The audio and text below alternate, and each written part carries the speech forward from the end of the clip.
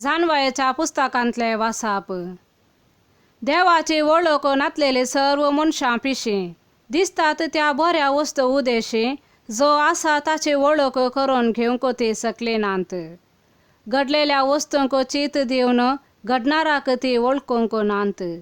उजो वारें वा झडझडीत वारें, नेकेत्रां मंडळ, उदकाचो लोट वा आकाशाचे दिवे ही सगळी संसार चलोवपी देव म्हूण ती समजाली. ह्या वस्तूंचे सोबायेक भुलोन तांणी ह्यो देव म्हूण लेखल्यो जाल्यार तांचो धनी तांचे प्रास श्रेश्ठ म्हूण तांणी समजून घेवंक जाय आसलें. कित्याक सोबायेच्या मूळ घडणारान त्यो रचल्ल्यो. तांची पदवी आनी तांचे बळ तांकां विस्मीत करूंक पावली जाल्यार त्यो केल्यात तो तांचे प्रास चड पदवेदार म्हूण तांणी समजून घेवंक जाय आसलें.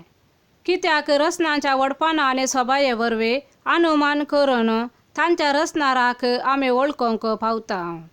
तरी ह्या मनशांचो गुन्यांव व्हड न्हय. कित्याक देवाक सोदतना आनी तो मेळचे खातीर अत्रेकतना ती वाट चुकोवन गेली जावयेत. ताणें केल्ल्या वस्तू मदें रावन तांचो ठाव घेतना तांचे भायले रूप पळोवन ती भुलतात. कित्याक दिसत्यो वस्तू सोबीत आसात, तरी तांकां गुन्यांव ना म्हूण सांगूंक जायना. कित्याक संवसाराचो ठाव घेवंक तांकां इतली जाणवाय आसा जाल्यार ताच्या धन्याक हाचे प्रास वेगी सोदून काडूंक तांच्यान कित्याक जालें ना? देवाचे उतार हें. सा लुका प्रमाणे जेजू क्रिस्ताचे शुभ वार्ता. जशें नोयेच्या काळार घडलें तशें मनशापूत येवच्या काळार घडतलें.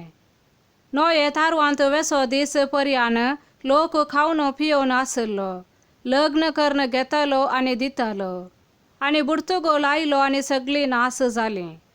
तशेंच घडलें लोताच्या काळार. लोक खावन पियोवन व्यापार करून शेतां लावन आनी घरां बांदूनच आसलो.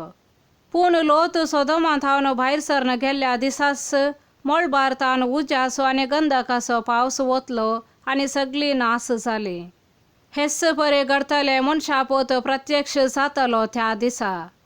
त्या दिसा घराच्या पाक्यार आसा तो घरा भितर आसलेले आपले बदीक काडूंक म्हूण सकला देवाना जावं. तशेंच शेतांत आसा थंय आपल्या घरा फाटीं वचना जावं. लोताचे स्त्रियेक कितें घडलें तें उगडास करा. जो कोण आपलो जीव वाचोवंक सोदता तो आपलो जीव होगडायतलो, आनी जो कोण तो होगडायता तो शाबीत उरयतलो. हांव तुमकां सांगतां, ते राती एकच हांतोळणार दोग न्हिदोन आसतले, पूण दोगां मदल्या एकल्याक व्हरतले आनी एकल्याक सोडटले.